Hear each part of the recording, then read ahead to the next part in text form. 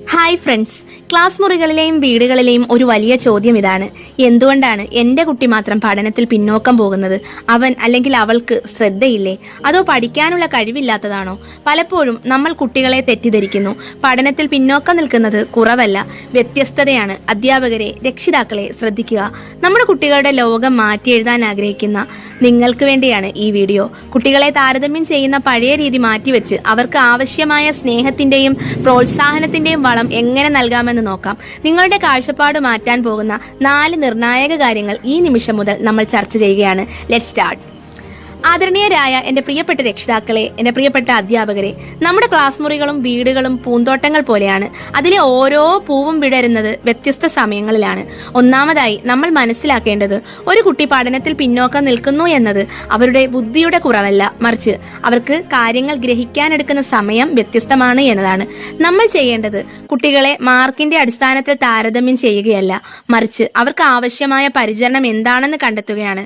രണ്ടാമതായി നാം ചെവി കൊടുക്കണം, വിധി എഴുതരുത്. പലപ്പോഴും കുട്ടികളുടെ തെറ്റായ ഉത്തരങ്ങൾക്ക് പിന്നിൽ തെറ്റിപ്പോകുമോ എന്ന ഭയമോ പഠിപ്പിക്കുന്ന രീതിയും അവർക്ക് മനസ്സിലാകുന്ന രീതിയും തമ്മിലുള്ള പൊരുത്തക്കേടോ ആകാം. അതുകൊണ്ട് ഇനി ഒരു കുട്ടിക്ക് തെറ്റിയാൽ നമ്മുടെ ചോദ്യം നിനക്ക് എന്താണ് പറ്റിയത് എന്നാവരുത്. പകരം നമുക്ക് ഒരുമിച്ച് ഈ വിഷയം എങ്ങനെ എളുപ്പത്തിൽ പഠിക്കാമെന്ന് ചോദിക്കുക.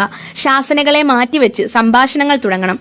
മൂന്നാമതായി പ്രോത്സാഹനമാണ് ഏറ്റവും വലിയ വളം. പരാജയപ്പെടുന്ന ഒരു കുട്ടിയുടെ ആത്മവിശ്വാസം തളർന്നുപോയ ഒരു ചെടി പോലെയാണ്.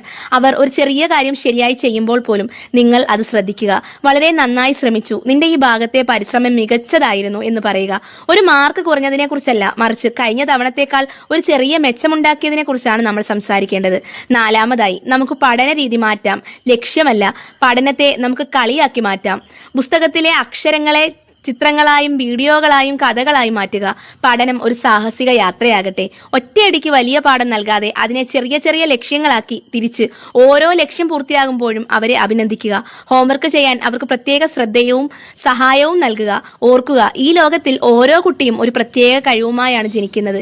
ഈ പിന്നോക്കം നിൽക്കുന്ന കുട്ടി നാളത്തെ ഒരു വലിയ കലാകാരനോ മികച്ച നേതാവോ ആകാം. നമ്മൾ അവരുടെ അധ്യാപകരും രക്ഷകർത്താക്കളുമായിരിക്കണം, വിമർശകരാകരുത്.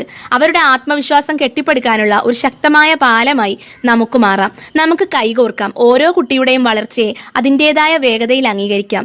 ഇന്നു മുതൽ ഓരോ കുട്ടിയും അവരുടെ ഏറ്റവും മികച്ച രീതിയിൽ വിടരട്ടെ.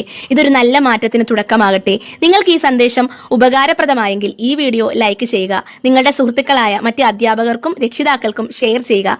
കൂടുതൽ നല്ല വീഡിയോകൾക്കായി ഈ ചാനൽ സബ്സ്ക്രൈബ് ചെയ്യുക. താങ്ക്